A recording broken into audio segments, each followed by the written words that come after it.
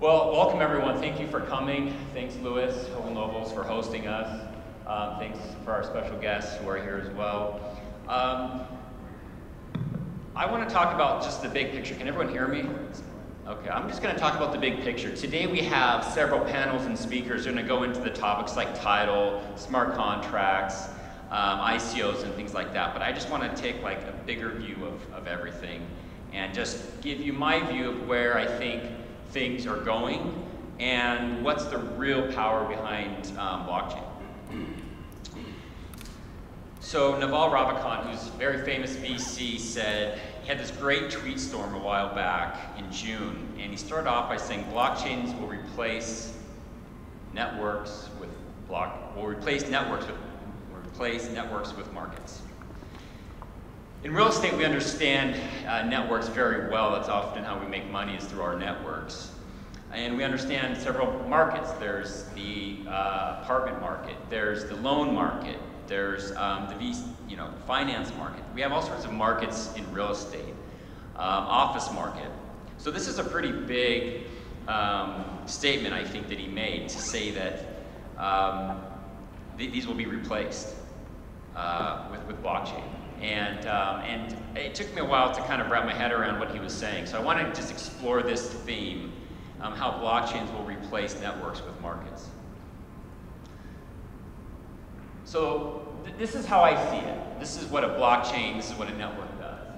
You have a network of users exchanging value. And it's done over a peer-to-peer network. It's a protocol. And the participation is driven by the incentive of a scarce resource. Now that seems so obvious, but it's not. You know, for a couple of years, all we were hearing was blockchain, not Bitcoin. It's the ledger, it's not the currency. Well, probably a lot of you have noticed that that's switched. There's less of a conversation now about the blockchain and not currency. We have all the ICOs, we have crypto assets. Now we have hedge funds starting up just to manage what are called crypto assets. So this scarce resource is so key to the whole thing.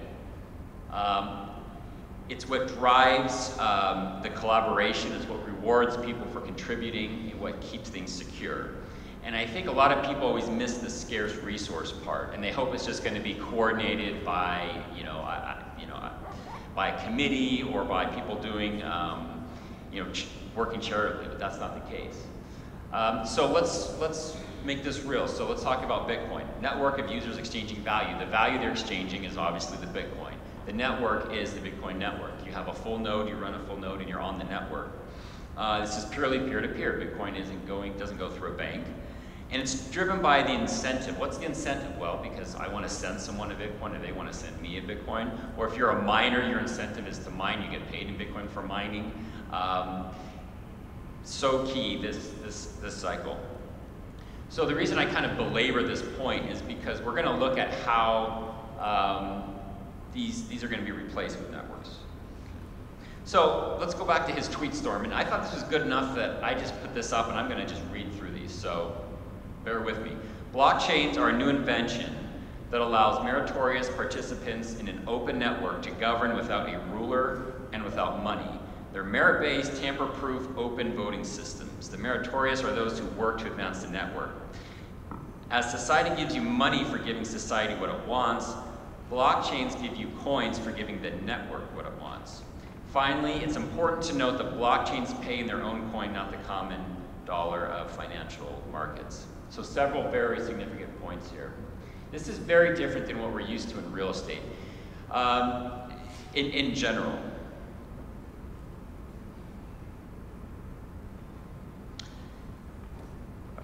Because in real estate, we're used to two separate worlds. So first, let's think about people. How are people organizations set up first? It's generally, you have the top organization. You have a president, you have a CEO, and then you have people that they sort of manage downward, right? And then traditional software model is you have a server, client, and server. And finish this some more. So bear with me here. This is really good. Blockchains combine the openness of democracy and the internet with the merit of markets.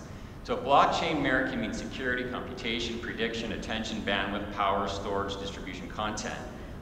Blockchains port the market model into places where it couldn't go before. And you're seeing this with ICOs. So far, kind of to bad results, but there's a few good ones. Blockchain's open and merit-based markets can replace networks previously run by kings, corporations, aristocracies, and mobs. It's nonsensical to have a blockchain without a coin, just like it's nonsensical to have a market without money. It's nonsensical to have a blockchain controlled by a sovereign, a corporation, an elite, or a mob. So when I see that IBM has a blockchain, I shake my head, I don't really understand that. And it's also important that we have this, the coin to reward the behavior and coordinate parties. So this is kind of detailed, but this is getting to an important point about how blockchain will become the operating system for real estate. That's how I see it. I see blockchain as going to be doing pretty much everything that we do in real estate combined with distributed file storage. So the legacy model, so people. Right now in real estate, our people model is we have middlemen, we have trusted third parties in the middle, whether it's your broker, whether it's your lawyer, whether it's the escrow agent, whatever it is. And even in terms of organizations, right? Like Ibrea. Software client server model. You know, real estate software, it's an application. You go to their website, you go to their server, and then you send your information to the server sends it back to your computer. That's basic real estate technology as we know it today. But as Naval pointed out, and as I agree with them, both are going to be replaced with peer-to-peer networks, the traditional people network and computer model network. So here you see people in a more peer-to-peer network, and then software. And this is one reason why we decided to launch an Ibrea token, because I wanted to fade away from Ibrea. And I love our chapter chairs, but we want it to be less about the people and more about the members. And so how can we make Ibrea more peer-to-peer, not top-down, as it is right now? Top-down is more efficient, but that's not the best way to do things. So that's one reason why we're doing the Ibrea token. And we'll have more details about that later. But the point is that we want a flat structure. We want people to govern themselves, and we want the organization to govern themselves. That's people. Software, that's also where real estate technology is going, more peer-to-peer. So what do I mean by this? Let's go through some examples. So real quick. So Naval said this too, blockchain-based market networks will replace existing networks, slowly then suddenly in one thing, then in many things. That's another pretty bold statement. So what are some existing networks that you guys know of? How about the broker network? They know, what properties are available, what they're going for per square foot. What are some other networks? MLS, very good one. MLS is a network. It's a network of homes that are for sale and you have information. What are some other networks? CoStar. CoStar is a network. What else? So the loan market, you have a series of banks and brokers who all work amongst themselves to create loans. How about the biggest one? Money network. Money, dollars, euros, yen. That's a money network. And so you say, well, wait, how can blockchain replace these market networks? Well, it's starting to. Look at Bitcoin, look at Ether. I just read the other day that Vanuatu, I think, accepts Bitcoin if you want to become a citizen for 200,000 in Bitcoin. In places like Venezuela, there's a huge premium on Bitcoin because they prefer Bitcoin to the Venezuelan Bolivar. In fact, if I understand that the value of one Bolivar is now worth 1 Satoshi, something like that. Yeah, it's crazy. Un Bolivar, yes. So yes, so blockchain-based market networks replacing existing networks, yes. And the first example of this is currency. It's slow, it takes a long time, but it's already happening. You can see it with currency. And I think this will accelerate. What other networks? What about like the financial networks? So stocks, bonds, that's traditional investment, stocks and bonds. Again, we have these hedge funds in New York that are popping up, and they just buy these crypto assets, Bitcoin, Ether, these ICO tokens. So it's happening there. Okay, so now I'm going to talk about real estate, specifically how these blockchain-based market networks are going to replace real estate networks. So we just talked about bank, Bitcoin, cryptocurrencies, escrow officers. So there's a network of escrow and title people, and they all email each other the documents, and they even fax each other the documents.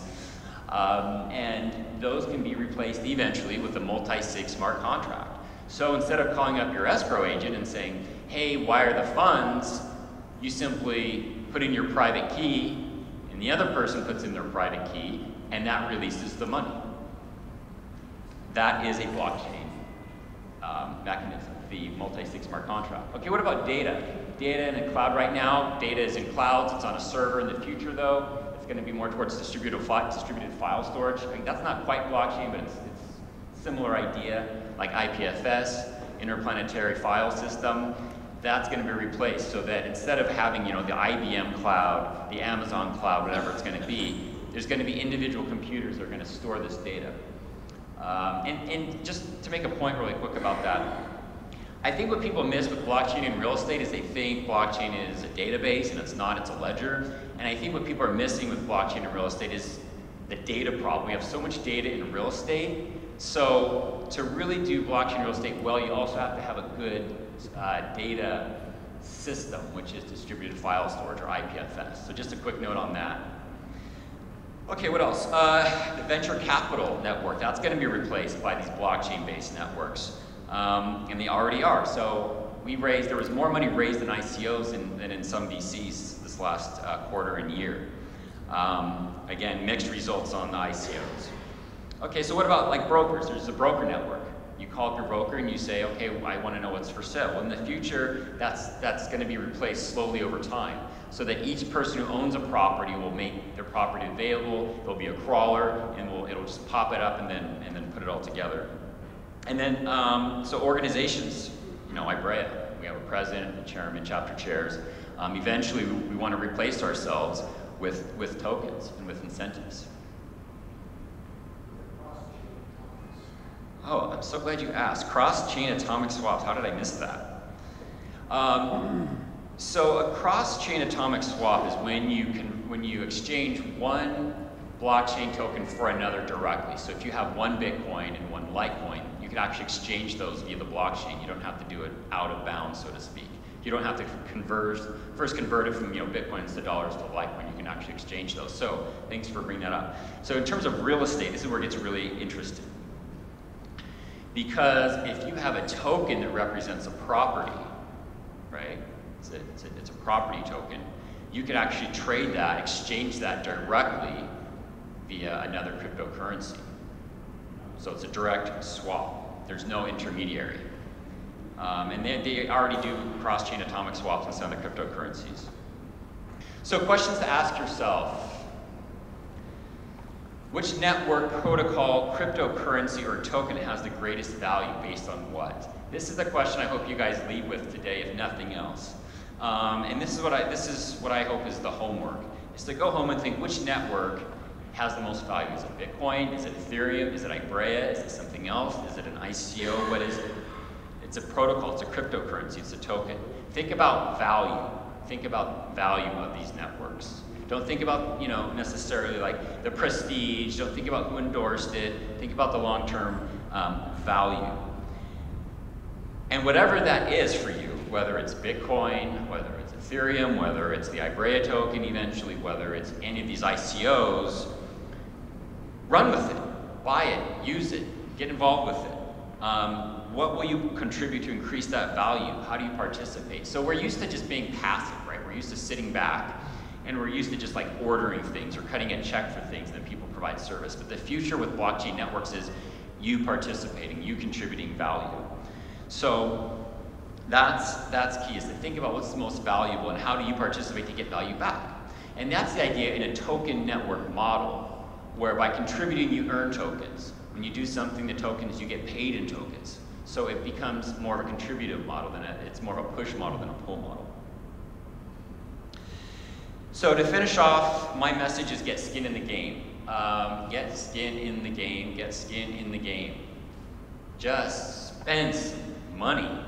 Spend $10 on Bitcoin, $20 on Ether, just something. You will not learn blockchain just by reading things and watching videos and thinking about it and going to meetups. The best way to learn is by getting skin in the game. This is how I learned password security. When I got my first Bitcoin several years ago, and I was really smart, so I protected it with this very long password that was really hard to guess, but that I'd always remember because it was so memorable. except when I try to remember it, I couldn't. And those Bitcoins are still stuck to this day.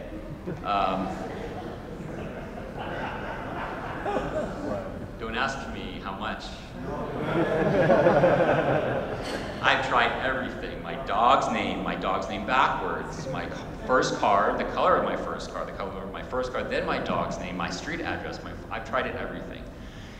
The point is that that really kind of was a slap in the face for me, and that's how I learned to do better security, password managers, and things like that. It's so important to get skin in the game to really get involved in blockchain and Bitcoin. So again, please get involved in any way you can. Join Ibrea, but most definitely spend some money doing so.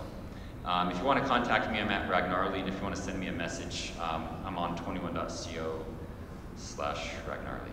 So that's it. Thank you.